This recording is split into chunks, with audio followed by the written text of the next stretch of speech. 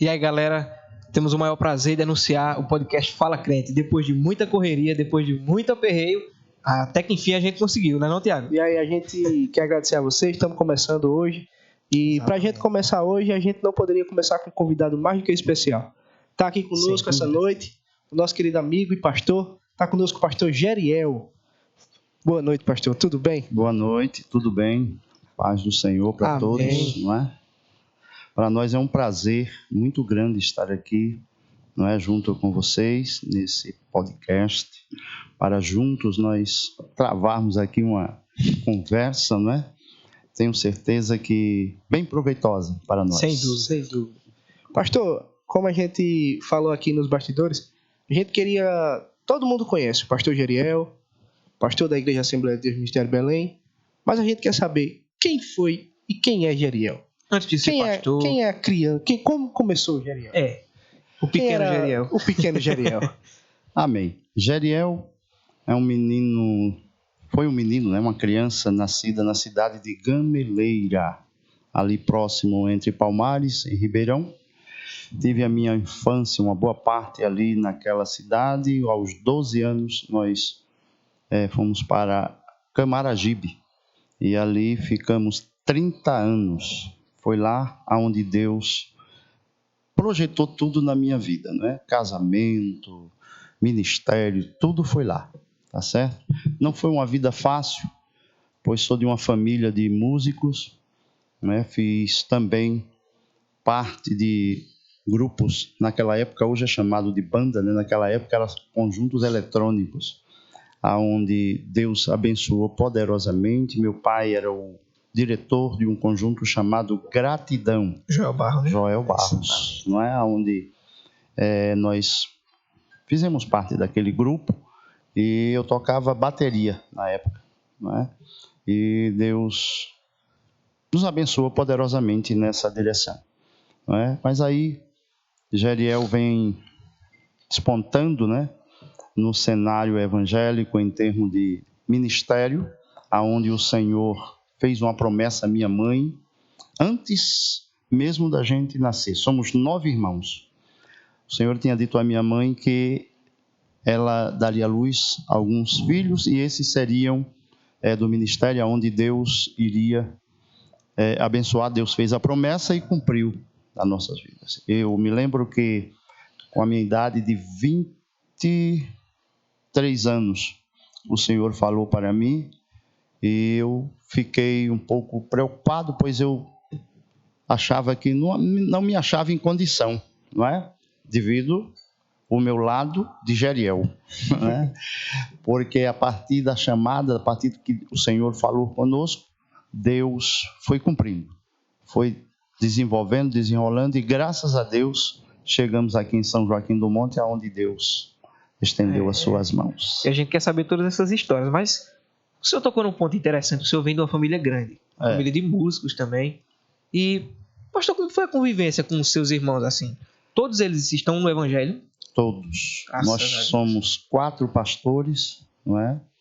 Temos cantores, eu também tenho um CD gravado. Sim, não é? Eu tenho meu irmão Jair, não é? Que também é cantor evangélico, muito conhecido. Tenho meu irmão Joel, que também tem CD gravado, a minha irmã Gláucia. E assim a gente vem desenvolvendo nessa área do louvor. E nenhum deles, assim, em algum momento disse, não quero mais ir para a igreja? Nem por um momento saiu? O senhor é um dos mais velhos dos irmãos? Somos 9 irmãos, eu sou o 4º, começando do mais velho. Eu sou o 4º, não é? Houve um dos meus irmãos, pergunta do nosso irmão Gabriel, certo dia ele disse, eu não quero mais ser crente. Meu pai, nesse período, estava desviado da igreja. E ele achou que porque o pai estava afastado, ele poderia viver livre. E eu me lembro que meu pai disse, está certo, você não quer ser crente, agora você não vai fazer nada que o mundo oferece. Então ele ficou um bom período dizendo que não era crente, mas não tinha nenhuma prática do mundo, a não ser jogar bola, só isso. E foi quando foi um dia ele voltou-se para Jesus, graças a Deus, hoje dos 4 é um dos pastores. Interessante que o senhor falou que mesmo seu pai estando estava desviado na época. Ele ainda, de certa forma não, com certeza ele temia o Senhor e dizia, não quer ser crente? Beleza, mas também você não vai fazer nada de errado. De jeito nenhum. Ainda assim disse, não, você vai seguir dessa forma. E a gente falou do seu pai, que é o Joel Barros, mas como foi para sua mãe, a irmã Geraldina, ter que guiar os filhos agora sem a presença do pai, sem ser crente? Isso aí é muito interessante e muito importante. Foi uma boa pergunta, né? Mãe fazia o seguinte, minha mãe, ela conduziu a gente para a igreja. Ela ia para o círculo de oração, ia todos os 9 com ela, não é? Fazia um cordãozinho pegado na mão do outro, e quando a gente passava era interessante porque o povo dizia, lá vem um trenzinho de Joel. E a gente ia para os cultos com a minha mãe. Ela se acordava muitas vezes de madrugada para orar e ia lá acordar a gente. Todo mundo dobrava o joelho para orar. E a gente dobrava o joelho e orava com ela. E com isso Deus abençoou. Meu pai passou 8 anos fora da igreja, mas sempre acompanhado de oração. Aconteceu um fato muito interessante. Eu só tenho uma irmã, né? Somos 8 homens e uma irmã. A minha irmã, ela começou a pedir a meu pai para ele se voltar. E meu pai ouvia aquilo, mas sempre endurecido, né? Quando foi um dia, ela tomou uma atitude. Ela já estava adolescente e ela escreveu um pedaço de papel, pai, seja crente. E colou na porta do guarda-roupa, onde ele sempre ia pegar as coisas dele, ela colou lá. E ele, toda vez que ele ia, ele olhava aquele papel e lia. Como foi um dia, ele perguntou, quem é que colocou aquele papel lá com aqueles dizeres? Ela disse, foi eu, porque eu quero que o senhor seja crente. E eu me lembro que uma certa vez, ela fez outro papel e colocou bem na porta do quarto. Quando ele entrou, que ele fechou a porta, que ele olhou, ele começou a chorar. Ele olhou para ela e disse, um dia eu vou voltar, tenha certeza disso. E graças a Deus chegou esse grande dia. Voltou.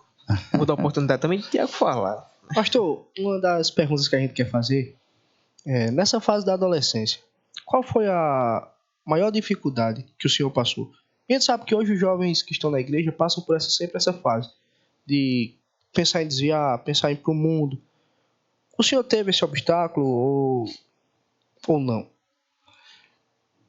Tem, a gente passa, né, por processos. Eu passei um processo muito difícil na minha vida, na minha juventude, em que eu não pensei, na verdade eu não pensei em me desviar, porém eu enfrentei momentos muito pesados, difíceis na minha vida, principalmente espiritual. Até porque Deus havia falado comigo que ia me dar experiência para que eu pudesse um dia repassar essa experiência. E Deus me deu. Né? Deus me deu uma experiência muito forte. Eu passei um período da minha vida em que parece que você está só. Eu acredito, hoje a gente sabe que existe esse problema que está dando muito povo aí de depressão, essas coisas. Eu acredito que foi um período mais ou menos parecido com isso aí. Mas o Senhor me ajudou. Ele me deu da sua graça. E quando eu me achei, posso dizer assim, no fundo do poço, não afastado de Jesus, eu nunca deixei Jesus, sempre me peguei com ele. Eu ia muito para círculos de oração, escola bíblica, eu sempre estava ali.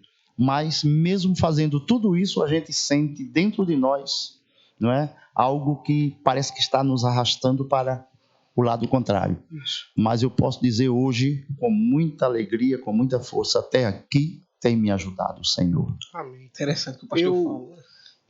Até falando sobre isso, eu fiz essa pergunta porque quando o pastor falou sobre isso, essa questão da depressão, eu me lembro muito bem que ano passado eu passei um período que eu até, como o senhor disse, a gente sabe, a gente que conhece o Evangelho, é João 8,32. Conhecereis a verdade vos libertará. Quando a gente conhece essa verdade, a gente sabe que não existe outro caminho além de Jesus. Mas existem fases na nossa vida que a gente pensa assim, meu Deus, por que eu tô aqui, né? E eu passei por isso quando eu descobri que a minha avó tinha câncer. E até parei muito de ir para a igreja, fiquei muito triste, depressão. E não queria sair do meu quarto, chorava muito. E eu me lembro que Sóstenes me ligou e disse assim, Tiago, tu tá onde? Eu disse, tô em casa. Ele disse, ó, o pai quer falar contigo domingo. Aí eu disse assim, tá bom, eu vou lá. Aí até lembro como se fosse hoje, que cheguei lá no final do culto, fiquei lá na frente, o senhor disse, quando terminou, disse, vem cá, eu preciso conversar com você. E eu acho muito importante isso sobre um pastor, porque muitas vezes a gente só conhece o pastor no púlpito, né? A gente vê ele lá, mas o pastor também é aquele que precisa estar com a gente perto. Ele, além de ser pastor, ele é nosso guia espiritual, ele precisa nos aconselhar. E é um ser humano feito a gente. E é um ser humano e foi muito importante, pastor, aquilo na minha vida. Eu já estou dizendo isso ao senhor pessoalmente, porque dali eu vi que eu era importante. Eu sabia que tinha pessoas que valorizavam, que gostavam de mim, de fato. E ali foi hoje eu estou aqui, graças a Deus estou de pé, porque muitas das vezes, quando a gente pensa em desistir, essas palavras nos dão força. E eu falo muito isso porque os jovens hoje em dia não desistam. Não pensem que o mundo vai dar alguma coisa melhor, porque não tem coisa melhor. Tem, né? O melhor é Jesus. E eu agradeço muito ao Senhor por isso, porque aquelas palavras me deram força. E como eu digo a qualquer um, de tantos amigos, porque como a gente fala até do podcast, eu quis começar com o Senhor, muita gente tem o Senhor assim, mal-humorado, por ser fechado, mas de tantos, o Senhor foi o único que ligou para mim. E isso foi muito importante na minha vida e eu quero aqui deixar essa gratidão. Amém. É interessante isso que você acabou de falar aí agora. Alguém olha para mim e me vê assim, parece que uma pessoa, né? Fechado. Na verdade, aqui na cidade eu sou conhecido como dos pastores linha dura, não é? E eu me lembro que eu fui assumir um trabalho em Rainha Isabel, ali próximo a Bom Conselho e Palmeira dos Índios. E eu fui assumir um trabalho que tinha acontecido um problema com o obreiro que estava. Ele havia falhado e ficou para lá jogado. E quando eu fui olhar, a primeira vez que eu fui, o presidente pediu para eu ir olhar o campo, né? Eu fui. Quando eu cheguei lá, a gente olhou tudinho e alguém disse, vamos no sítio de uns irmãos que são obreiros. Vamos, a gente foi. Quando a gente chegou naquele sítio, tinha um rapaz que estava encostado. Mas quando eu olhei para ele, o Senhor disse assim, ajude ele. Ele precisa de ajuda. Só que ele olhou para mim e disse, isso não é um pastor, isso é um delegado. Isso aí está parecendo mais delegado do que pastor. E eu fiquei, quer dizer, ele não disse para mim, ele disse para um irmão, né? E tá certo, eu fui, olhei, visitei, vim embora. Com 15 dias mais ou menos, eu me mudei para lá. E eu fui lá, eu pedi a eles que me esperassem lá na casa para me ajudar a ajeitar. E esse rapaz foi também. E quando a gente tirou a mudança, botou na casa, tudo direitinho, todo mundo, os irmãos que eram casados foram embora. Ele era solteiro, eu segurei ele pelo braço e disse, você vai ficar aqui, você vai dormir aqui, eu vou precisar de você. Você conheceu ele? Júnior. Aí ele disse, tá certo. Ele ficou, dormiu lá em casa. E eu disse, amanhã tu não vai embora não. Amanhã tu vai ficar aqui porque tem muita coisa para resolver. E Gesiel só tinha novinho. Tinha 6, 7 anos mais ou menos. Eu disse, então você vai ficar para me ajudar. Ele ficou. E ali durante o dia a gente começou conversando. E eu fui começando brincando com ele. E a gente, lá vai na hora da comida, eu brincava com ele. Quando foi de noite, no lugar, aí ele disse, pronto, se você quiser ir, pode ir. Ele disse, eu posso ficar mais um dia? Eu disse, pode. Aí ele foi ficando, ficou como filho, ficou lá em casa. Inclusive, quando eu me mudei para cá, ele veio comigo, passou um bom período de tempo aqui. Aí um dia ele olhou para mim e disse, eu nunca pensei que o senhor era essa pessoa que o senhor é. Eu disse, graças a Deus por isso, né? E até hoje, graças a Deus, ele é como se fosse um filho para mim. Ele mora hoje, reside lá em Alagoas, em Mata Grande, tem uma filhinha, mas tem uma consideração muito grande por mim, graças a Deus por isso. Amém, isso é importante. Muito bom o que o pastor falou. E já deu para perceber um pouco, né? Que o pastor tem muitas histórias, muita vivência. Para quem não sabe, eu já fui pastoreado pelo pastor Geriel. E era muito empolgante quando eu sabia que o pastor ia pregar, porque eu sabia que vinha alguma história. Para mim não era assistir filme, não era esperar a história que o pastor ia contar. Porque realmente foram muitas experiências que o senhor passou com o Senhor. Porque é muito interessante, quer dizer, muitas pessoas pregam, não faça isso, ou Deus vai te dar vitória. Sim, mas como? Como você pode me garantir se você nunca passou por essa prova? Tem que ter uma vivência, né? Para que possa Exatamente. transmitir experiência. Isso. Não é isso? E eu acho que o senhor passou de sobra. E assim, como foi a experiência do chamado ministerial? Quando, que fase da sua vida chegou? Chegou numa fase em que as coisas não estavam muito bem para mim, em termos... Eu já estava casado e eu estava passando uma fase muito difícil na minha vida. Estava desempregado, eu tinha perdido o emprego e eu comecei a cantar. Meu pai olhou para mim e disse: olha, vamos gravar um trabalho teu. E a gente fomos para o estúdio gravar. E quando nós estávamos, naquela época que eu gravei, não existia CD, era disco, né? Aquele disco vinil. Mas aí meu pai disse: eu vou fazer um negócio diferente contigo. Tu vai gravar fita cassete e a gente vai lançar fita cassete. E gravou fita. E eu fui um dos primeiros, né, assim, a gravar fita aqui em Pernambuco. E a gente começou a sair pelas igrejas. Aí o pastor da cidade de Arco Verde, interessante que esse pastor, eu havia trabalhado com ele, ele nem crente não era, pastor Severino Ronaldo de Sales. Ele foi convidar Jair para cantar, meu irmão, que Jair já tinha disco gravado. Só que Jair não pôde ir. Aí meu pai disse: leva Jariel. Aí ele disse: oxe, então bora para lá. Aí ele marcou, eu fui para cantar. Só que Deus havia preparado tudo e eu não sabia.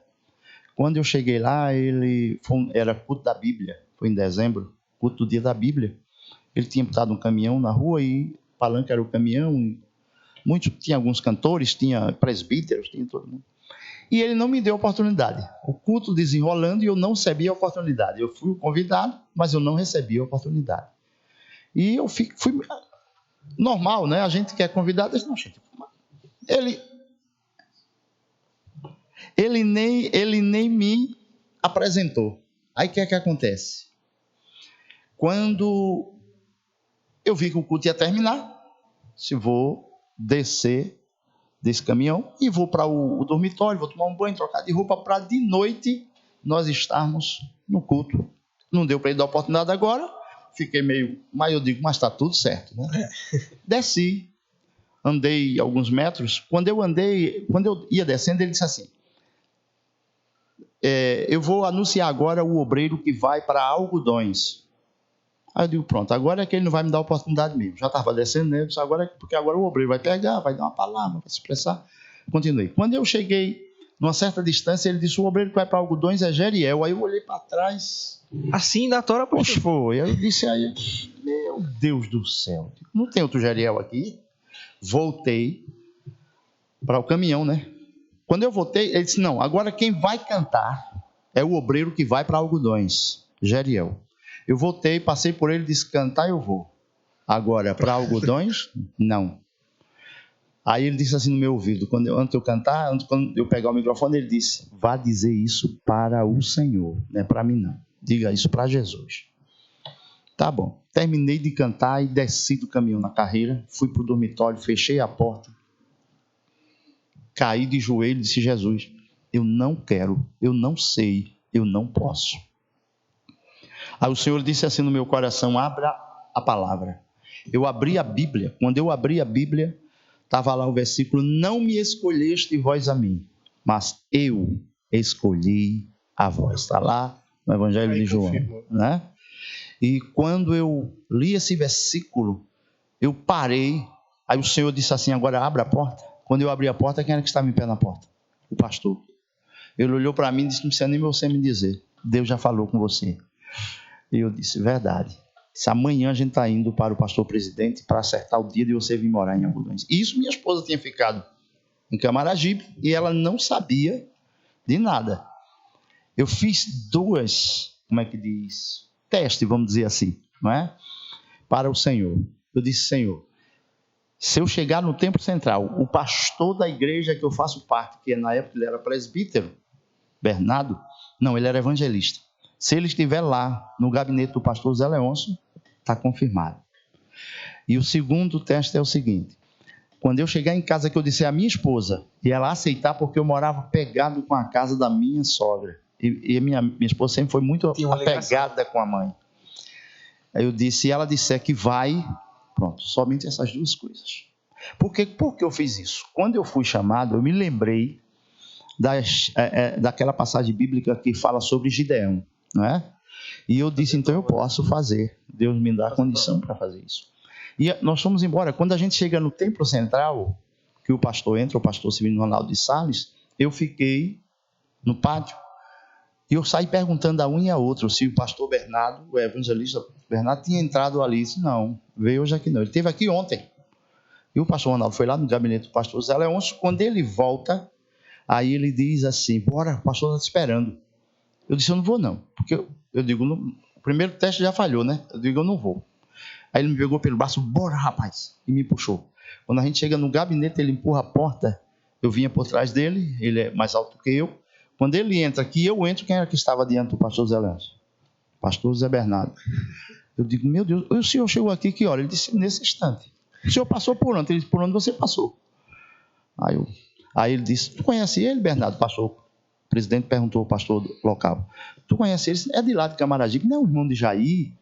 O pai dele não é o irmão Joel, que tem um gratidão? Disse, tá. Aí olhou para o Ronaldo, pode levar, isso aí já está garantido. Isso aí a gente já conhece a família. Eu digo, falta o segundo. Era eu chegar em casa e minha esposa dizer, eu vou. Não reclamar. Aí fui embora para Camaragibe, peguei o ônibus, o pastor voltou para Arco Verde, eu fui. Quando eu cheguei em Camaragibe, eu disse, Senhor, eu vou fazer diferente. Eu quero, antes de eu tirar a bolsa, eu já quero a resposta. Eu estava com aquelas bolsas de costa. Quando eu cheguei lá, eu olhei para ela, eu disse, está preparada para ir para o sertão? Ela disse, fazer o quê? Eu disse, morar. Ela disse, morar? Por quê?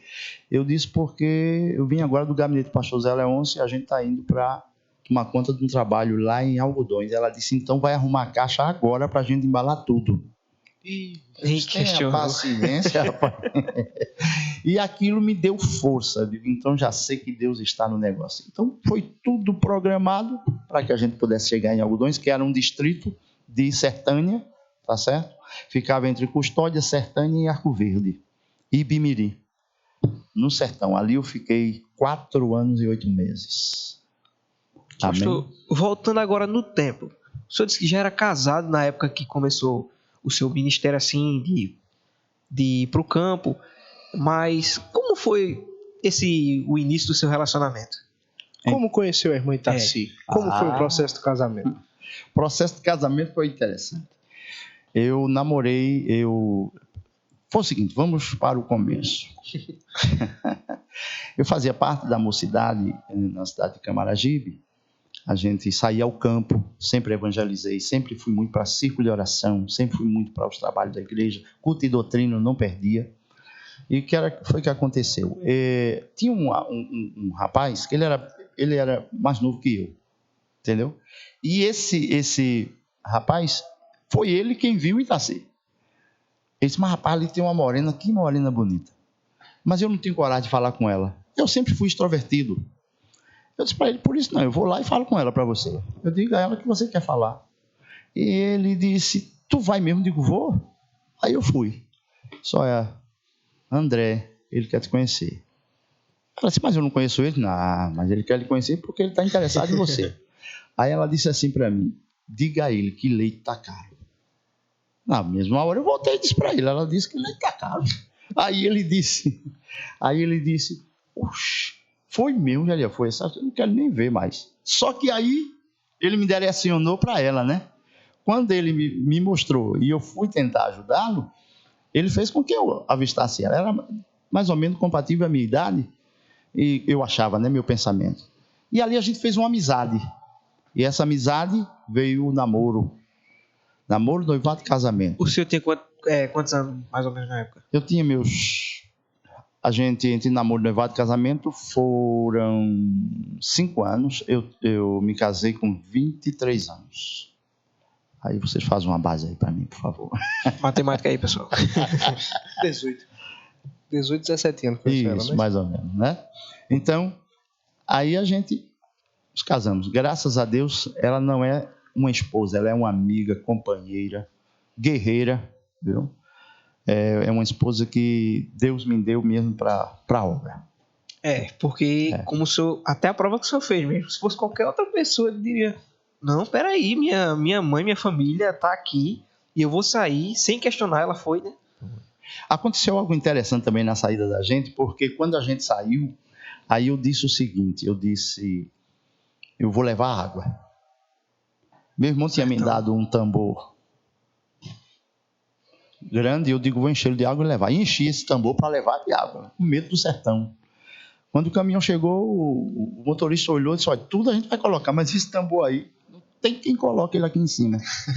Desse dia, ele chegou em cima da hora, não tinha como encher, derramar e encher. A gente derramou, jogou o tambor dentro e partimos. Gesiel tinha 4 anos de idade, meu menino mais velho. Só tinha Gesiel? Só tinha Gesiel. E quando a gente chegou lá no sertão, para a gente não se estender muito, quando a gente chegou lá no sertão, aconteceu algo interessante. Primeiro, lá não tinha crente.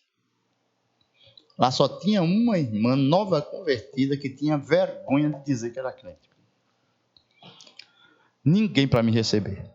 E as pessoas não crentes, quando viram o caminhão entrar com a mudança, correram para lá, porque era novidade para eles. Quem é que quer vir morar aqui? O povo quer sair daqui, mas volta, vim para cá. E correram para lá e uma senhora olhou para mim e perguntou para mim o seguinte, foi a primeira pergunta que eu vi naquele lugar. O senhor trouxe água? Eu disse, não. Ela disse, aqui faz 2 anos que não chove. E aqui ninguém dá água a ninguém. É interessante como Deus trabalha, porque quando ela disse isso foi no meu coração. Eu tinha levado uma criança com 4 anos de idade, uma esposa que não tinha experiência de estar num ambiente desse. Aí que foi que aconteceu? Essa senhora que disse isso, ela disse isso e foi embora. Não sorriu, não. Só fez dizer isso aqui, semblante fechado, e foi embora. Quando ela saiu, eu fiquei olhando. Me deu uma dor no coração. Aí o caminhão já tinha... Sim, ela foi levar a chave, que nem a chave da casa eu tinha. Estava na casa dessa senhora. Ela me entregou a chave e foi embora. Eu abri a porta, quando eu abri, a casa era escorada com uma estronca. Uma casa feia. E ali a gente adentramos a casa e colocamos as coisas lá para dentro. Eu fui para o quarto fazer que eu ia armar a cama e fui chorar. Eu disse, meu Deus, e agora? Que situação. As lágrimas descendo, eu chorando. Gesiel tinha 4 anos de idade, estava na sala com a mãe, já estava pedindo comida nessas alturas, querendo comer. E eu ali chorando de cabeça baixa, sem fazer alarido para ninguém, nem minha esposa perceber. De repente, Gesiel entra no quarto, bota a mão no meu ombro, uma criança de 4 anos de idade, e disse assim, pai, não chore, Jesus está aqui. Aleluia. E essa palavra entrou no meu coração de uma maneira tão tremenda que aliviou toda a dor, tudo aquilo que eu estava sentindo acabou. E de repente alguém bate palma na porta de casa. Quem era? Aquela mulher que saiu dizendo que fazia 2 anos que não chovia, que ninguém dava água a ninguém. Chegou na minha porta com a lata d'água na cabeça, disse, eu tinha 2 latas, uma eu trouxe para o senhor e a outra fica comigo lá. E daquela lata d'água nunca faltou água na minha casa. Glória a Deus por isso. Antes de a gente fazer a próxima pergunta, chegou aqui uns salgadinhos. Olha. Foi me dito que o senhor gosta de coisa salgada. Olha aí, tá vendo? Então, a gente quer agradecer ao pessoal do Maluco Coxinha, que mandou aí esses salgados pra gente. E para completar esses salgados, nada melhor do que Coca-Cola, né? A gente vai tomar uma Coca, que eu também soube que o senhor gosta. A gente continuar o bate-papo aqui, então agradecer ao pessoal do Maluco Coxinha, ao amigo Carlinho. Coração. Obrigado mesmo por ter mandado. E que Deus abençoe. E vamos continuar o bate-papo aqui, que tá muito bom, muito bom. Essa coxinha é 10. Essa é boa. Amém. Glória a Deus. Deus abençoe, né? E assim, pastor, o senhor justamente falou dessa incerteza de que foi chegar lá, levar uma criança pequena, sua mulher. E como foi a criação? Porque acho que sorte não nasceu lá também, né? Nasceu em algodão. Como foi isso, pastor? Ter que criar as crianças num lugar que era praticamente inóspito. Interessante essa pergunta que você está fazendo aí. Ela traz uma história. Criar Gesiel porque Jaziel era o primeiro. Eu não tinha perspectiva de vir outra criança, até porque a situação do lugar não era fácil, entendeu? Mas a gente muitas vezes prepara, mas a resposta vem de Deus, né? Itaci engravidou e só que na verdade ele foi gerado no sertão, mas ele nasceu no Recife. Não é? E para quem não tinha condição, só que nasceu numa maternidade de grande porte no Recife, maternidade que era para pessoas que tinham plano de saúde. Eu não tinha plano de saúde, até porque eu fui para o sertão, mas eu fui praticamente sem salário. Tá certo? Tem algumas experiências que a gente passou ali, muito importante. Se der tempo, ainda conto aqui. E quando Itaci, minha esposa, chegou nos dias de ganhar neném, eu me preocupei. Eu me lembro que faltava assim uns 3 dias ou 4 para ela descansar, e ela olhou para mim e disse: está chegando a hora, eu estou sentindo. E eu disse a ela: Deus vai prover, não se preocupe não. Eu não tinha um centavo, eu não tinha dinheiro nem para botar ela no ônibus para trazer para o Recife. E quando foi num sábado, ela olhou para mim e disse: ou você age, ou essa criança vai nascer aqui. E aqui não tem ninguém que resolva. E ali eu disse: calma, Deus vai resolver. E eu me lembro que no outro dia de manhã cedo eu saí, fui comprar pão sem dinheiro, porque não tinha dinheiro, não tinha condição. Mas eu digo: eu vou, o rapaz lá me conhece, ele vai me despachar. Eu fui. Quando eu ia no caminho, eu fui beirando a pista, vinha um senhor que me conhecia, e ele olhou para mim e disse: pastor? Eu disse: pois não. Ele disse: quando é que o senhor vai para o Recife? Assim, ele não arrudeou não, já perguntou: quando é que o senhor vai para o Recife? Eu disse: eu era para ter ido ontem. Disse: por que o senhor não foi? Eu disse: porque as condições não estão boas, essas coisas todas, mas eu estou me preparando para ir. Quando eu estava conversando com ele, ia passando uma caminhoneta, cabine dupla lá na pista, ele deu com a mão: se o senhor quer ir para Recife quando? Diga agora. Eu digo: o mais rápido que puder. O senhor quer ir amanhã de madrugada? Eu disse: se der eu vou. Ele disse: já deu. O rapaz veio, quando chegou perto da gente, ele começou conversando, disse: eu quero que você leve ele e a esposa dele para o Recife. Aí contou a história: a esposa dele está grávida, e eu senti que ele está precisando ir, só que as coisas aqui não é fácil. O rapaz não precisa dizer mais nada, eu levo ele. Aí quando foi, eu fui, comprei o pão, voltei para casa e disse à minha esposa: olha, a gente amanhã, arruma a bolsa, que amanhã a gente vai para o Recife. Ela olhou para mim e disse: como? Porque ela sabia que a gente não tinha condição. Eu disse: Deus já proveu. Aí contei para ela que era um fazendeiro, ele era secretário da prefeitura do Recife, tinha uma fazenda aqui em Gravatá. E ali ela disse: vem nada, esse povo rico não vem nada, mas vamos nos preparar. A gente se preparou. Quando foi 5 horas da manhã, a caminhonete chegou na porta de casa. Veja como é que Deus faz. A gente veio pela 232, quando a gente chegou aqui em Bezerros, saímos de Algodões a Bezerros, perto de Sertânia.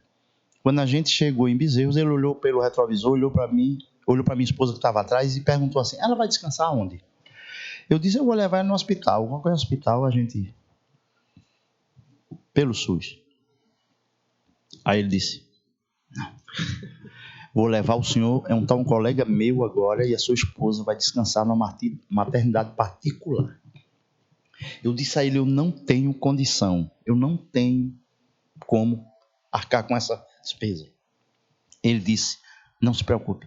E a gente foi, conheceu que era um médico também. Na hora, esse médico já ligou para lá, já pediu o nome da minha esposa, deu o nome, tudo direitinho, disse: quando chegar a hora pode levar. Tudo bem, mas a gente ficou. Fui embora, ele morava ali perto do Hospital da Restauração, e eu em Camaragibe. Ele disse: aqui tá bom pro senhor? Eu digo: tá. Eu não tinha dinheiro para pegar ônibus nem nada. Pode deixar, estava bom, né? Tá bom aqui. Eu pensei: qualquer coisa eu vou até de pé. Mas aí ele disse: mas o senhor ia para onde mesmo? Eu digo: para Camaragibe. Aí ele disse: vou deixar o senhor em casa. Me levou.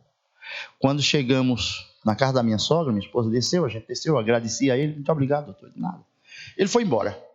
Eu fiquei olhando assim por trás do carro. E eu pensando, Jesus, ele disse que é para eu ir, mas ele não me deu nada, não disse nada, só disse que era para eu ir. Como é que eu vou chegar numa maternidade particular, sem plano, sem dinheiro? Quando eu olhei ele longe já, ele já ia embora, já ia dobrar para pegar a pista, eu vi quando acendeu a luz de ré. Eu digo, puxa, ele vai dar ré para quê? Aí ele veio, numa carreira só. Chegou perto de mim, parou, olhou, tá preocupado com o quê? Assim que ela sentiu os sintomas, leve para a maternidade Santa Sofia. Leve para lá, porque vai dar tudo certo. Fique tranquilo? Tá bom. Passou 2 ou 3 dias, ela entrou em trabalho de parto, eu fui para a maternidade. Quando eu chego na maternidade, fui lá no balcão, a moça olhou para mim e disse, diga, eu disse, é a minha esposa que está para ganhar neném. Ela disse, me dê aí o seu plano. Eu digo, não tem um plano não. Ela disse, o senhor vai pagar. Eu disse, eu não tenho dinheiro para pagar não. Ela disse, espera aí, como é que o senhor não tem dinheiro para pagar, não tem plano, o senhor está aqui na minha frente? Isso é uma maternidade particular. Eu digo, Ela disse, mas me diga aí, como é que o senhor quer fazer? Eu disse, foi o doutor Jailson que mandou eu vir. Ela disse, espera aí. Ela puxou um papel e disse, é Itaci Pereira Oliveira da Silva? Eu disse, é. Ela olhou para a outra que estava do lado dela e disse, essa é filha do dono, é como filha do dono do hospital aqui. Aí botou, senta ali, cafezinho, leite. Eu digo, beleza, a coisa melhorou. Aí daqui a pouco ligou, era médico descendo, era enfermeiro correndo e levaram minha esposa logo para lá. Não se preocupe, vai dar tudo certo. Com certeza, amém. Né? Aí já internaram ela, se quiser ficar, o senhor pode ficar. Disse, não, mas eu tenho que ir. Eu vou esperar amanhecer, que foi de madrugada, eu vou ter que ir em Camaragibe, pegar algumas coisas que precisam. Tá certo, fui embora. Deixei Itaci lá. Fui na casa da mãe dela, peguei as coisas que precisava. Quando eu cheguei no hospital, Sócio já tinha nascido. Ninguém podia ver os filhos, mas quando eu cheguei, já tinha uma enfermeira me esperando, disse, não libera para ninguém ver, mas o dono mandou dizer que você pode subir, que é como se fosse filha dele. Tá bom.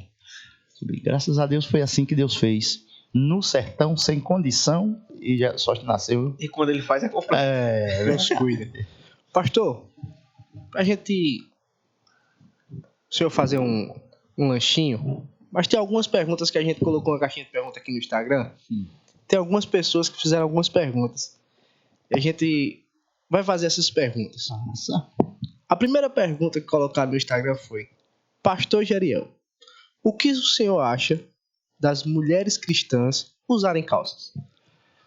Veja bem, eu sou de uma linhagem assembleiana, né?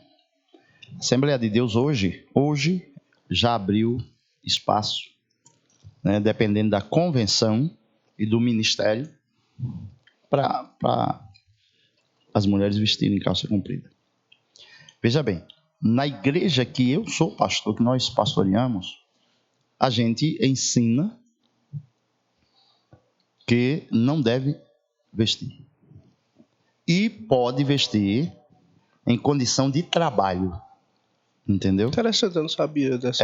Pode vestir em questão de trabalho. Agora, não sou contra. Por incrível que pareça, eu não sou contra. Não sou contra em termos doutrinário, né, de ensinamento. Por exemplo, aqui, não é, a Igreja Batista, outras igrejas por aí que tem como é que diz assim, uma doutrina mais aberta, um ensinamento mais aberto nessa área, nada contra. A prova é que eu saio, prego em igreja batista, em igreja da hora de restauração, não vou mexer nessas coisas, entendeu? Agora, a nossa igreja, ela mantém a mesma doutrina, ensinamento daquilo que nós aprendemos na nossa infância. É bem verdade que o Evangelho, e principalmente a Assembleia de Deus, ela sobrecarregou muito, né? E com isso pesou muitas coisas que poderia ser aliviado e não foi, não é? E permaneceram por longos anos, né? Mas hoje a gente já existe essa possibilidade. A irmã vai trabalhar. Se ela puder manter, não é, os usos e costumes da igreja, amém. Mas se houver uma exigência daquela empresa, a gente hoje já abre um espaçozinho para a pessoa trabalhar. Certo. Tá respondida a primeira pergunta. Pastor, a segunda pergunta aqui que tem é falando justamente sobre a pessoa quando ela está cheia do Espírito Santo. O que o senhor acha da pessoa sair quebrando tudo? A pessoa perguntou aqui. Veja bem. Ela não tem controle do corpo? Preste atenção. Eu creio assim. Ser cheio do Espírito Santo não vai deixar você sem o seu consciente. Eu não acredito nisso. Tá certo? Por exemplo, eu posso ser cheio do Espírito Santo, falar em mistério, mas sabendo que eu estou num ambiente, sabendo que ali é um ambiente que a gente tem que desenvolver tudo com ordem, decência e ordem. Já houve período na nossa igreja, alguns tempos atrás, que houve mais ou menos isso por aí, eu comecei ensinando. A gente não vai oprimir a pessoa, coagir a pessoa. Mas eu comecei ensinando. Graças a Deus acabou, as cadeiras estão tudo intactas lá. Outra pergunta que foi feita aqui no Instagram foi: o que o senhor tem a dizer sobre esses jovens que têm relação sexual antes de casar assim e, entre aspas, acham normal? Biblicamente está errado, né? Porque o nosso corpo, a Bíblia diz que ele é templo e morada do Espírito Santo de Deus. Então, se eu quero uma vida santificada, eu tenho que santificar-me. E a santificação é individual, não é? Ela é individual. Eu não posso medir a minha santificação pela sua, pela dele, não. Cada um vai conforme as suas condições. Agora, um jovem praticar esse ato antes do casamento não é lícito. Pelo menos, não sei. Aí eu não vou nem deixar nenhuma igreja fora. Me perdoe se os irmãos pensam diferente, mas eu acho que quem anda pela palavra, vive a palavra, obedece a palavra. Não pode ser contra ela, né? Pastor, agora vamos voltar. Volte. A gente já fez as perguntas aqui do pessoal.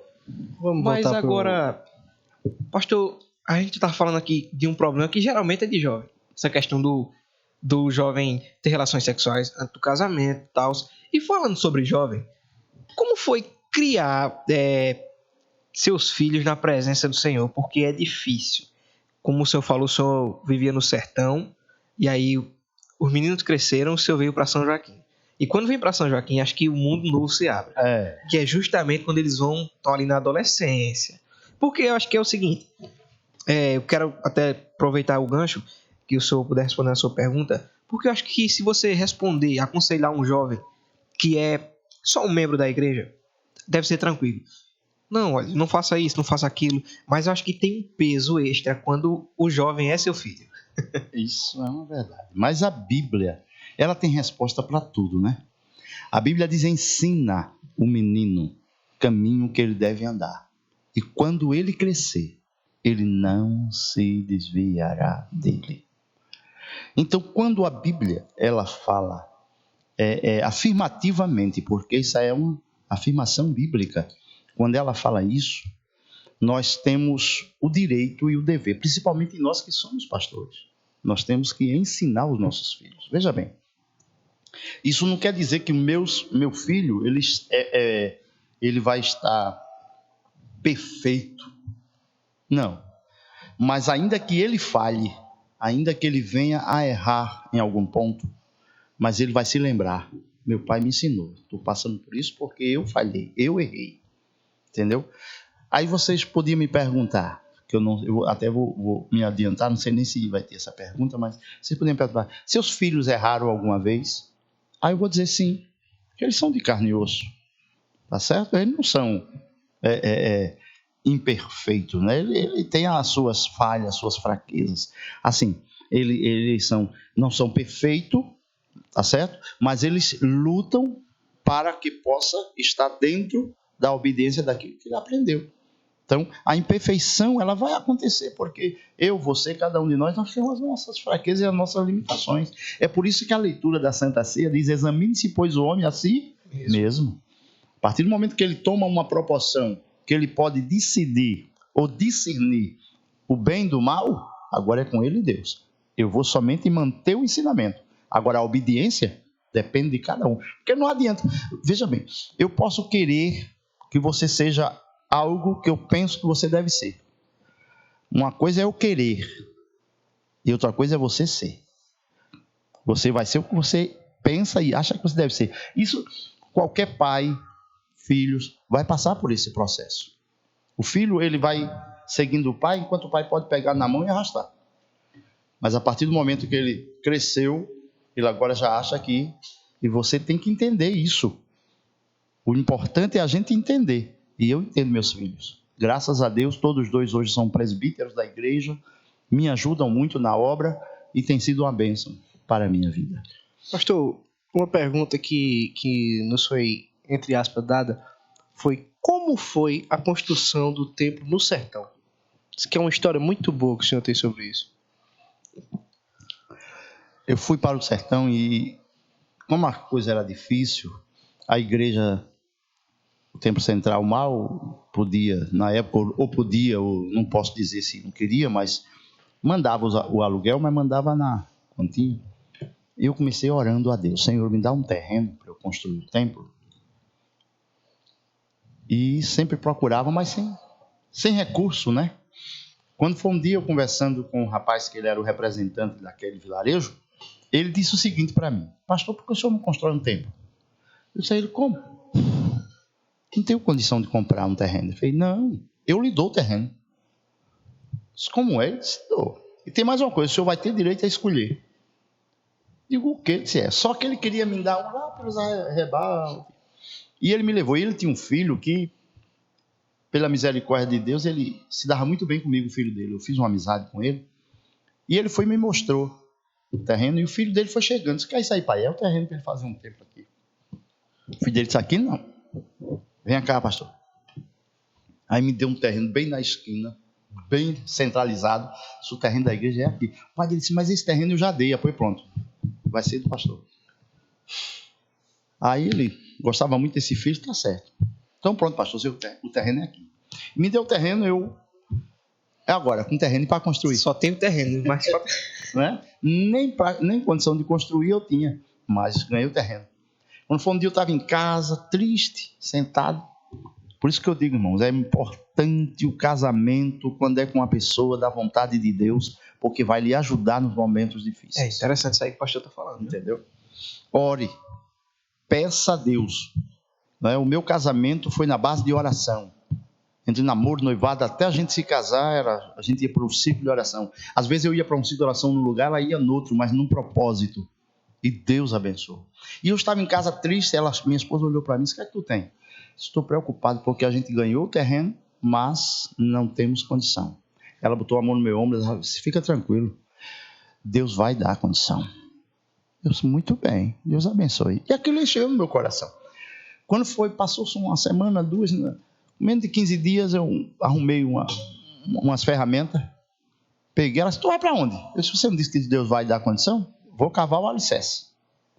E fui embora, fui cavar o alicerce, sozinho, Zé pequeno. Chamei alguns irmãozinhos que já tinham, novo convertido, mas meio molando, e bora-se embora. Fui embora. Eu dei a primeira cacetada no terreno, vamos dizer assim, para cavar. O Senhor disse assim no meu coração: vou mandar tudo e não vai faltar nada. E eu glorifiquei a Deus, comecei a chorar ali, cavando, e me deu logo um problema na coluna, uma dor. Eu fui para casa doente, entrevado, e no outro dia voltei para lá de novo para continuar cavando. Quando eu voltei, que eu estava lá, vinha um rapaz com um caminhão, aí olhou para mim e disse: e aí, pastor? E a areia? Eu disse a ele: a areia tem ali no rio, né, para a gente buscar, agora não tem carro para ir buscar. Aí ele disse: deixaria por minha conta. Pegou, trouxe 2 carradas de areia e botou lá. Quando ele terminou de dar com carrada, ele olhou para mim e disse: e pedra? Para fazer o alicerce. Pedra Deus proverá. Ele disse: já proveu, vou buscar. Foi buscar e botou lá. E assim foi, Deus mandou tijolo, mandou tudo. E a gente, quando estava tudo lá, faltava o cimento. Eu disse: Jesus, e agora para eu comprar cimento? É muito cimento. Mas aí eu fui cantar em Buíque. Em Buíque eu conheci um irmão, uma família muito abençoada. E aquele irmão olhou para mim e disse: eu vou lá lhe visitar. Deus está mandando eu lhe visitar. Eu digo: vá. Ele foi. Aí disse, aqui tem templo próprio? Eu disse, não, tem um terreno. Já tem um material? Disse ele, cara, que tem. Está faltando o quê? De cimento. Ele fez cimento, eu mando. Ele era dono do armazém. Mandou. E a gente construiu o templo, até hoje está lá, construído para a glória de Deus. Do Recife não veio nem uma colher de areia. Deus mandou tudo para a glória de Deus. E é muito bonito assim. É difícil viver da provisão de Deus porque você se preocupa, mas é bonito, não é? E, pastor, como é? Porque a pessoa, para viver uma vida dessas, a pessoa tem que se privar de muitas coisas. Porque a pessoa, quando diz assim, vou fazer a obra do Senhor, às vezes perde conforto, que o senhor poderia estar morando perto da sua família, a sua esposa também poderia estar lá. Como é você fazer essa ruptura e dizer, não, eu não quero viver a minha vida, eu quero viver para Cristo? Como é ser pastor? Não vivo eu, mas Cristo vive em mim, não é? Dizia o apóstolo Paulo, né? Veja bem, é interessante essa pergunta que você fez, porque a primeira visita que eu recebi do Recife, ali em Algodões, quando o presbítero da igreja do Recife desceu lá, olhou para mim e disse assim, tu é louco, trazer tua família para um lugar desse. Sai daqui, rapaz. Tu tem um filhinho pequeno, na época só tinha Gesiel, tu tem um filhinho pequeno, tua esposa, faz isso não. Aí eu olhei para ele e disse, quem me colocou aqui foi Deus, e quem vai me tirar é Ele no tempo certo. E a gente passamos a sentir aquele povo ali como uma família mesmo. Ainda hoje, um tempo desse eu fui lá, um rapaz olhou para mim e disse, a gente ainda sente saudade de vocês aqui. E eu me sinto feliz com isso, porque a gente sabe que a gente foi lá e cumpriu o nosso ministério, a nossa função ali, o nosso tempo ali foi determinado por Deus. Foi 4 anos e 8 meses. Alguém pode dizer, 4 anos e 8 meses é pouca coisa. Eu vejo pastor aí que passa 10 anos, sim, ele passa 10 anos numa cidade. Lá era um vilarejo que quando eu cheguei só tinha 1.000 pessoas. Entendeu? Era pequeno. Né? Sem nenhum recurso. Exatamente, e entrando justamente nesse assunto, também quero dar a oportunidade de Tiago falar, né, Tiago? Mas está sendo muito bom você ouvir. Mas assim, pastor, e a dificuldade de evangelizar lá? Porque, como o senhor disse, só tinha no começo uma nova convertida. E antigamente, hoje ainda se há um pouco de resistência, mas é bem mais tranquilo você lá, pregar a palavra. Mas antigamente era tão difícil. Os obreiros que passaram, que me antecederam lá, que passaram por lá porque não ficaram, teve deles que foram apedrejados. Meu Deus. Certo? Quando eu cheguei, eu enfrentei certo? Mas veja como é interessante, veja como é que Deus faz. Quando Deus quer abençoar, quando Deus quer fazer, Ele faz, né? Quando eu cheguei lá, como eu já disse, fazia 2 anos que não tinha chuva, certo? Na primeira semana que eu estava lá, eu fiz um culto ao ar livre. Eu levei uma caixa de som que eu dizia alô, saía lá. Né?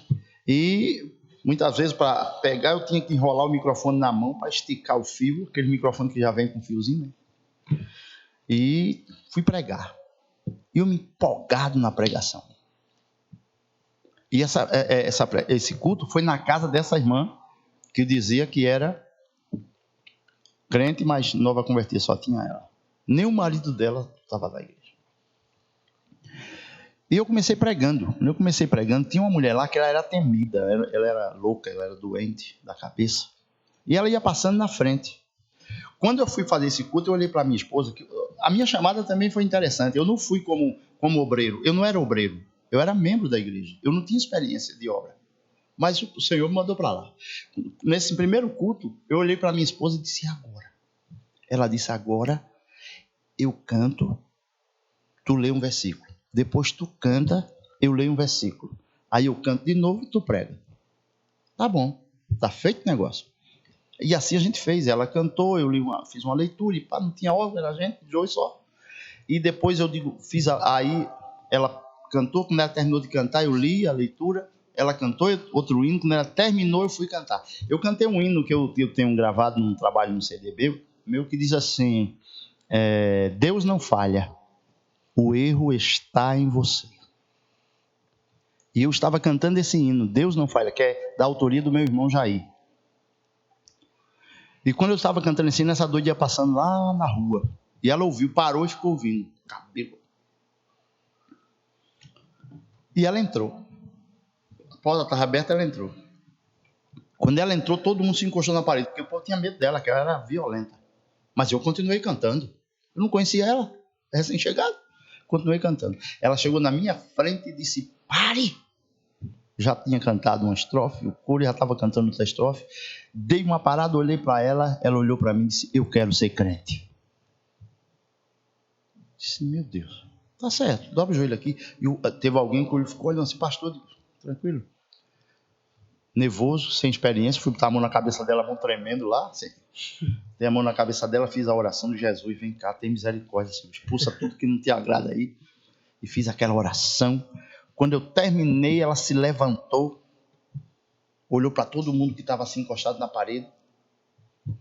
Aí disse, foi a melhor coisa que eu fiz na minha vida. Enquanto esse homem estava com a mão na minha cabeça, eu senti uma paz que nunca eu senti na minha vida. E essa mulher foi o primeiro obreiro que eu tive na igreja. Eu ia para o Recife, era ela que ficava dirigindo os cultos lá. Em Algodões. Aí veja bem, depois que essa mulher se converteu, eu me empolguei, porque o povo disse, essa mulher aqui, olha, assim, deu oxê, vamos para a rua. Aí marquei um culto na rua no outro dia, e eu fui pregar, 2 anos sem chover. Eu olhei para o céu, aí o céu estrelado chega, estava piscando. Eu disse, amanhã Deus vai mandar chuva neste lugar. Quando eu disse isso, terminou o culto, eu saí todo empolgado, né? O povo olhava para o céu assim, tudo. Eu fui chegando em casa, minha esposa olhou para mim e disse, eu tenho uma pergunta para te fazer. Eu disse, tu tá ligado que foi tu dissesse lá? Tu tá lembrado que foi tu dissesse lá? Eu disse, o quê? Tu dissesse que amanhã ia chover. Olha para o céu. Quando eu olhei para o céu, eu digo, misericórdia. Eu disse isso, foi ela que disse. Eu digo, pois agora tá com Deus. Já disse, está dito. Cadê eu dormir naquele dia de noite? A gente morava dentro do galpão da igreja. Eu passei uma cortina, onde era o púlpito, eu fiz a minha casa, fiz um apartamentozinho. E depois da cortina era aí. E ali eu passei a noite todinha, meus irmãos. Eu ia lá na janela, abria, olhava, nada, voltava, deitava, orava, deitava. Eu ia na porta de trás, abria, olhava, fechava, nada. Eu dobrava o joelho, orava e deitava. Fiz isso umas 4 ou 5 vezes e já era madrugada. Na última vez que eu fiz, o Senhor disse, durma, porque eu velo para cumprir com a minha palavra. O cara que Deus estava me dizendo, Deus estava me dizendo que você abriu a boca, mas quem falou foi eu. Eu tomei essa palavra e eu deitei, interessante é que eu deitei e dormi. Eu deitei e dormi. Quando eu me lembrei de me acordar, o dia já tinha amanhecido. Que eu abri os olhos, toquei na minha esposa, ela estava assim, mas ela estava acordada, ela já tinha acabado de orar. Eu toquei nela, ela disse, pode tirar a preocupação, tem chuva e muita chuva lá fora. Agora veja como foi que essa chuva veio. Deus fez, porque eu me lembrei daquela história, né, daquela nuvem, tamanho da mão de um homem. Né?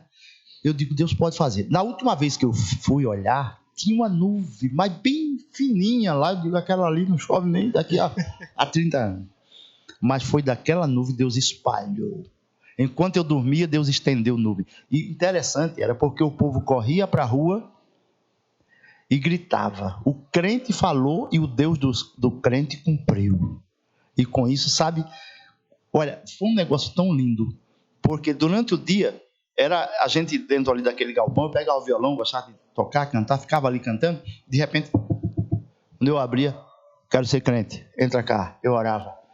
Aí daqui a pouco orar, aquela pessoa levantava e dizia, peraí que eu vou buscar alguém. Saía na carreira, voltava com outro, também quero ser crente.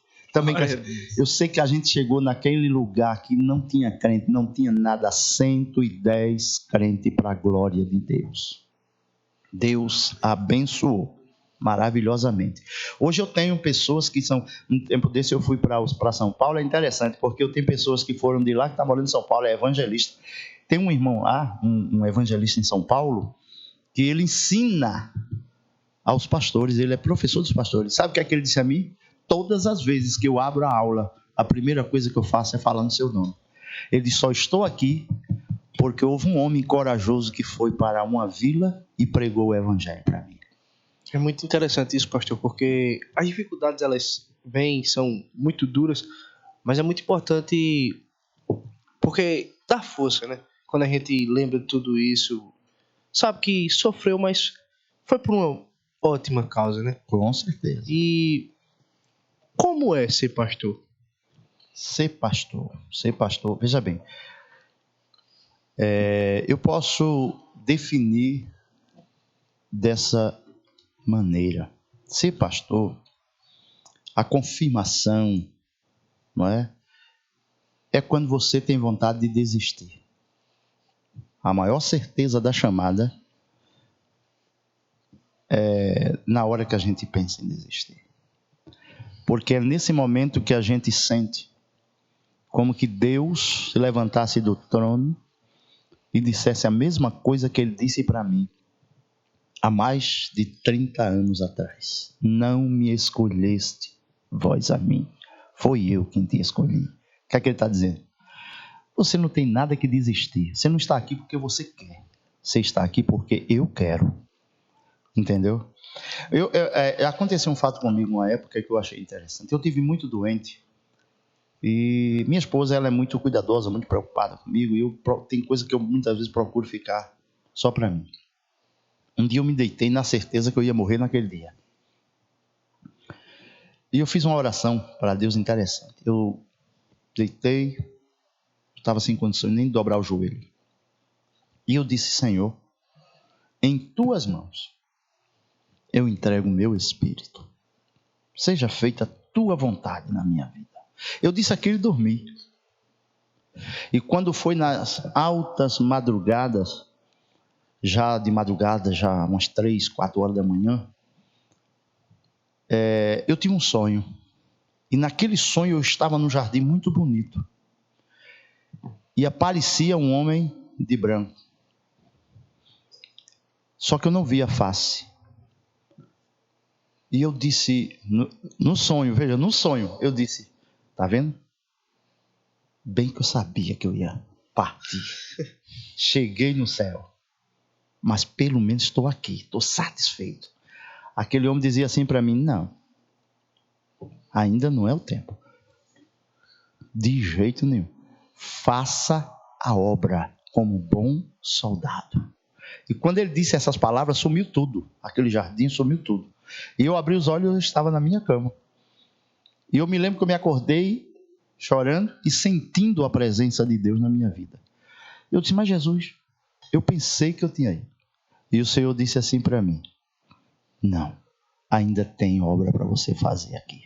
E eu estou aqui, até o dia que Deus determinar. Amém, pastor. Muitas histórias que nos fazem refletir um pouco na nossa vida, nos inspiram muito. Mas tem uma história que eu acho que todo mundo, entre aspas, quer saber como foi, por que foi, que foi a sua saída, né, em 2006, se eu não me engano, da Assembleia de Deus. E daí seu chamado pastoral presidente. Hoje o senhor é pastor presidente, né? Do ministério. Do ministério. Como foi essa saída, pastor? Eu classifico a minha saída da igreja da Convenção Pernambuco, não é? Tenho muitos amigos lá, tanto aqui, São Joaquim do Monte, como na Templo Central, Camaragibe, por onde eu ando, tenho muitos amigos. Caruaru. Mas eu classifico como a vontade de Deus.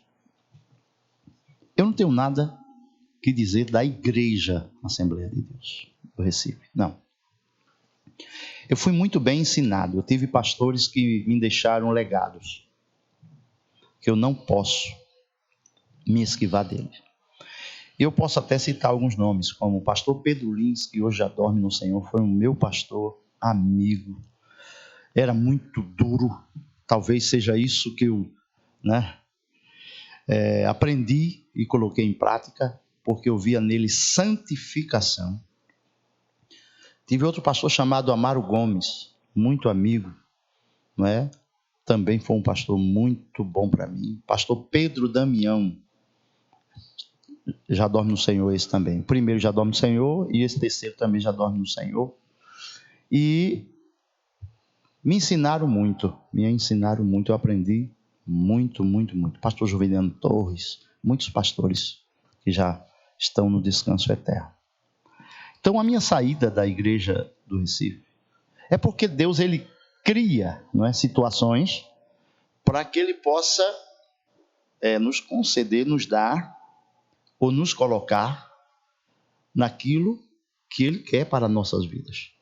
Eu não posso falar nada. Aqui mesmo, na Assembleia de Deus aqui do Recife, eu tenho muitas pessoas amigas. Eu tenho uma irmã, uma senhora bem idosa lá, que ela gosta muito de mim, eu gosto muito dela. É a irmã Isabel.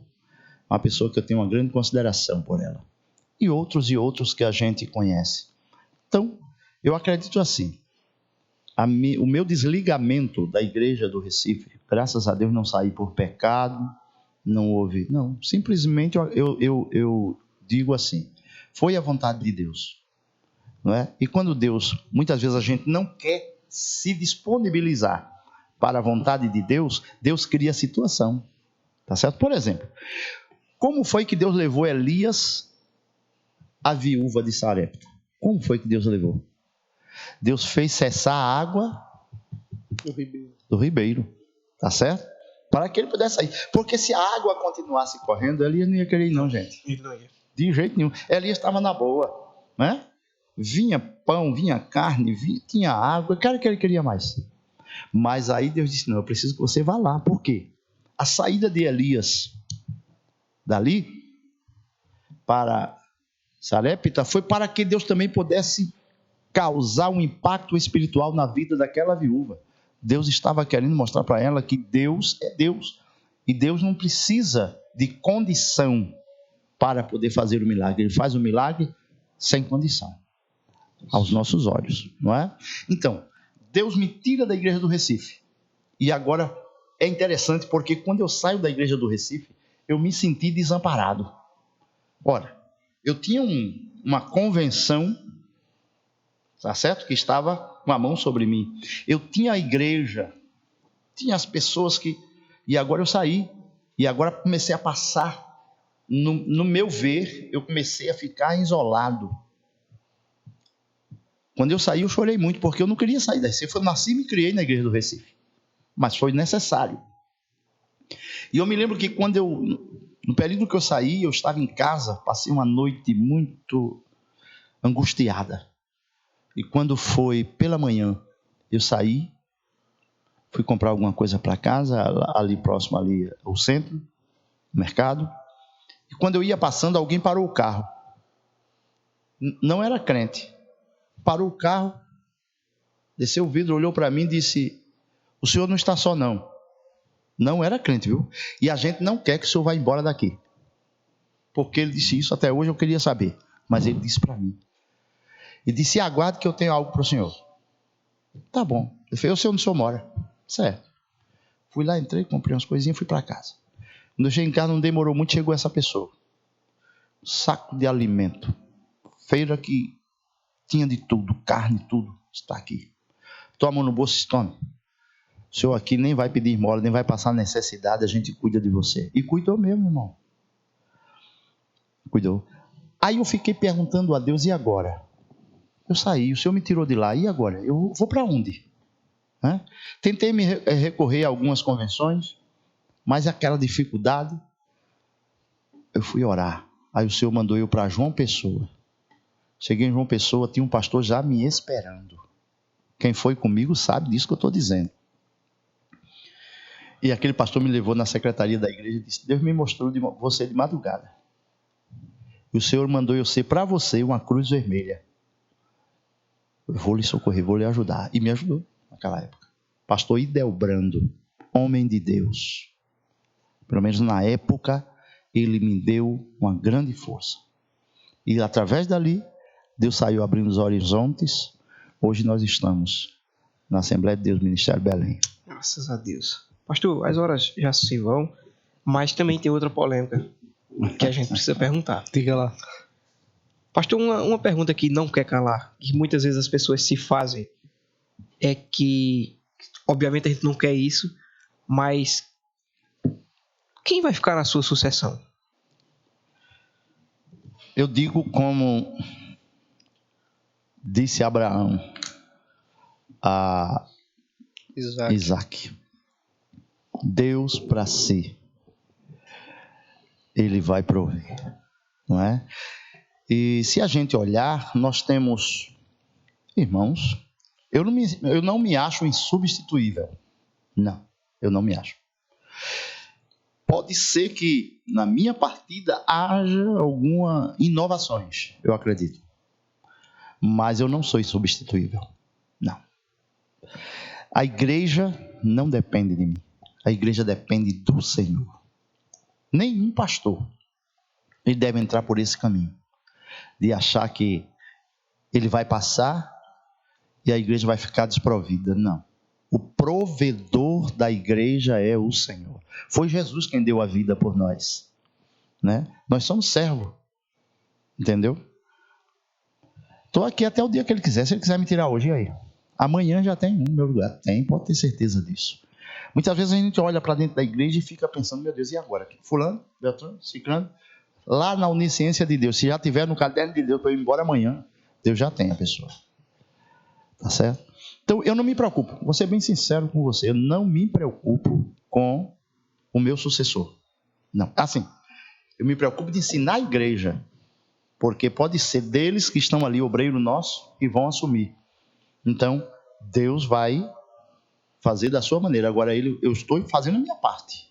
A minha parte, a Bíblia, Jesus disse assim, ó, ide e fazei discípulos. O que é um discípulo? Um discípulo é aquela pessoa que vai fazer tudo o que ele aprendeu com você. Tá certo? Como eu já falei, talvez com algumas inovações, porque é verdade, hoje a gente vive em outra era, não é? Eu procuro me adequar. Graças a Deus, até aqui a gente tem passando, segurando a doutrina, mas sem... Alguém pensa que eu sou muito duro, mas eu não sou. Você sabe disso, não é? Ainda hoje eu estava conversando com um jovem lá em casa, eu converso, eu brinco, eu sorrio, eu procuro, entendeu? Mas sempre, de vez em quando, dou uma puxadinha na rédea. É aqui, viu? É por aqui, vamos por aqui. E, graças a Deus, Deus tem nos ajudado. Então, há uma preocupação, talvez, de alguém da igreja nossa mesmo, quem vai suceder o pastor? Mas eu não tenho essa preocupação. Tá certo? Porque na hora que eu fechar os olhos aqui, Deus já tem a pessoa certa para me substituir. Tenho certeza disso. Se Ele proveu durante toda a sua vida, por que não vai prover agora? Não é verdade? E quando o senhor falou sobre essa questão de inovar, essa pandemia ajudou muito nessa questão, não foi, pastor? Foi, ajudou. O pastor tem Instagram, pastor Geriel, vários rios, história, e ele tem umas reflexões, eu gosto de assistir e de compartilhar. Mas ajudou bastante, né, pastor? Ajudou porque, na verdade, eu não pensava nunca de entrar por esse caminho, né? Na verdade, eu tive um grande empurrão, né? Sóstenes, Maraia, Jaziel, minha nora Luana, eles deram uma força grande porque vão fazer, entendeu? Me apoiaram na hora certa, vamos dizer assim, né? E Sóstenes, ele desenvolveu toda a parte burocrática das redes sociais, foi com Sóstenes. Sóstenes é quem praticamente administra, entendeu? Algumas coisas minhas. E o que eu fiz só foi participar, não é? Eu dava a minha colaboração e, graças a Deus, foi muito bom. Foi muito bom. Eu falo isso porque uma das primeiras igrejas a começar a fazer a live foi a do senhor. Foi. Que abriu muito a porta para isso. E hoje, quase toda igreja movimenta muito o Instagram, live. Até o senhor, depois da pandemia, assim que abriu, parou de fazer as lives, não é isso? Foi. Há até algumas igrejas que até hoje fazem isso. Continuou, mas como o senhor disse, teve seu lado proveitoso. Teve. É porque é aquilo que eu disse, né? Deus, ele tem a sua maneira de trabalhar, não é? Muitas vezes a gente fica, não, mas Deus quer, e aí? Aí Deus vai, toma aqui, ó. Aí o camarada agora tem que fazer, porque se não fizer não dá certo, né? E deu. Graças a Deus a igreja também correspondeu. Que é o mais importante. A igreja correspondeu àquela época e foi muito bom. Eu fiz culto na minha casa, ganhei almas para Jesus na frente da minha casa. toda terça-feira eu fazia um culto na frente de casa e foi uma benção. Os vizinhos, ainda hoje eles perguntam e querem que eu faça culto lá. Para quem não conhece, a Igreja Assembleia de Deus Ministério Belém fica localizada ali na entrada do Areal. Quais são os dias de culto lá? Quartas, sextas e domingo. Quarta, sexta, domingo. Quarta, avivamento, sexta, doutrina e domingo, culto da família. Na terça-feira nós temos durante o dia, né, o círculo de oração. Círculo de oração.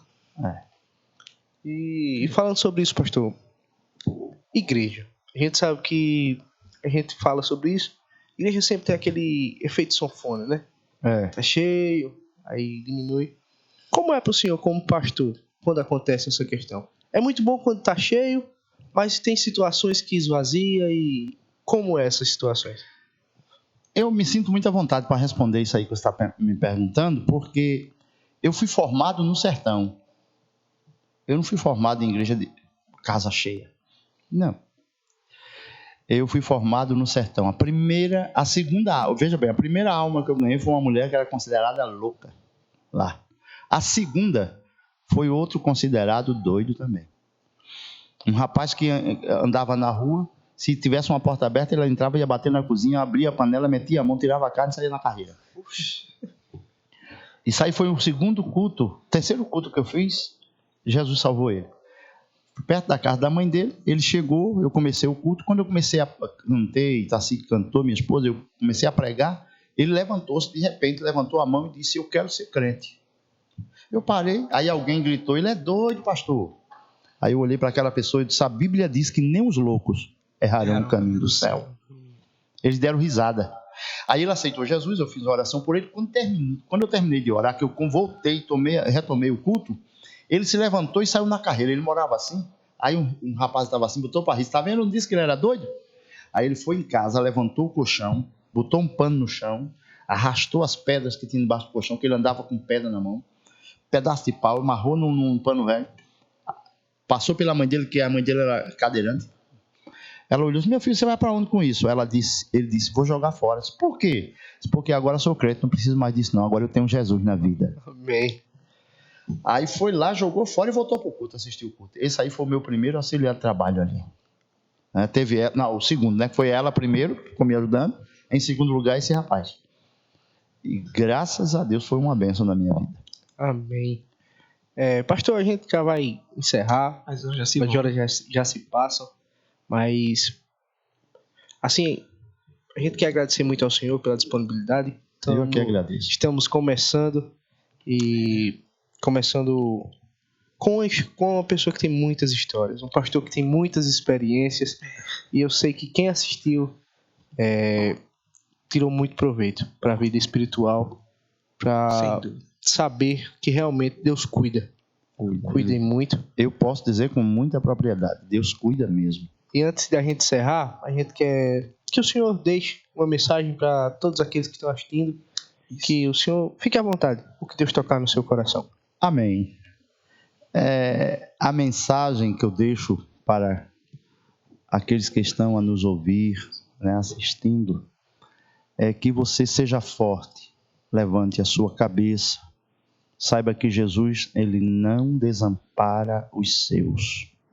E para você que talvez está assistindo, mas ainda não tem a experiência de ter Jesus na vida, né? Se dirija, volte, não é? Estamos vivendo em dias difíceis, turbulentos, não é? A incerteza está tomando espaço no coração de muita gente.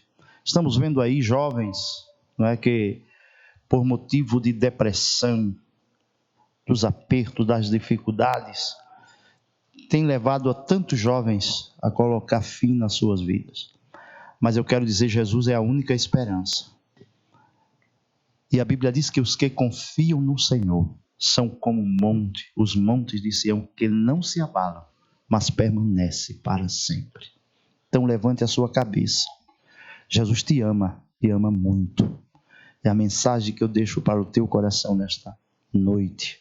Levanta a sua cabeça, olha para cima, tem fé em Jesus, não desanime, carrega a tua cruz e tenha certeza de uma coisa, que o fim é o céu. E no céu, tudo isso aqui, a gente vai somente desfrutar de alegria, não vai nem se lembrar do que passamos aqui, porque o que nos espera lá vai ser muito especial.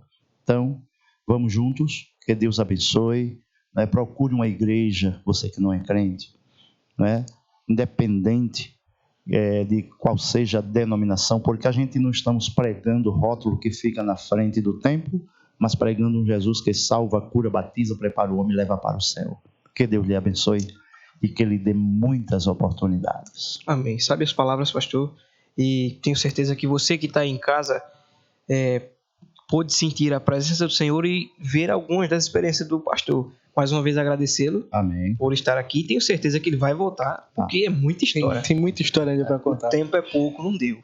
Só que a gente estava pensando aqui em uma forma de deixar marcado, deixar uma assinatura aqui de cada um dos participantes que viessem aqui, os nossos convidados, e a gente achou bacana que cada um deixasse sua assinatura. E a gente vai pedir para que o pastor faça a dele, para que fique aqui. Sua assinatura digital. Jesus. Enquanto o pastor assina ali, a gente quer agradecer. A gente quer agradecer a todo mundo que nos ajudou. Quer agradecer também ao pessoal que mandou esse lanche mais uma vez. Maluco por Coxinha. Nosso amigo Carlinho, muito obrigado. Que Deus te abençoe. Queremos mais uma vez agradecer ao nosso pastor. Amém. Por toda a disponibilidade, toda a atenção. Agradecer todo o pessoal que está por trás das câmeras. O pessoal que está nos bastidores, que está nos ajudando. Queremos só agradecer a vocês. E Gabriel vai falar sobre esse QR Code que está aí na tela. Galera, é o seguinte, vocês estão vendo aí o QR. É o seguinte, a gente não está aqui para pedir dinheiro. Na verdade é o seguinte, isso é para vocês. É uma ajuda que a gente pede para que, se você pudesse, Deus tocar no teu coração, você possa nos ajudar, para que a gente possa fazer um trabalho melhor para você. A gente pretende melhorar aqui as coisas, fazer um trabalho um pouco melhor. Se a gente errou também, nos perdoe. A gente está começando, esse é o primeiro, né, Tiago? Esse é o primeiro, é o piloto. Então a gente não tem muita experiência, mas a gente pretende melhorar. Melhorar tudo aqui, até o conforto do convidado. Muito bem. E é isso, mas que Deus te abençoe. Agradecer justamente, como o Tiago falou, agradecer todo mundo que está por trás das câmeras, você que está aí em casa. Agradecer o patrocínio aqui, maravilhosas coxinhas. Aí tá uma beleza essas coxinhas. O pastor testando aí. Mas é isso, que Deus te abençoe. Aqui tá a assinatura do pastor, ficou no grau, pastor. E só para finalizar, Instagram, Maluco por Coxinha. Sim. Queremos também deixar aqui o Instagram.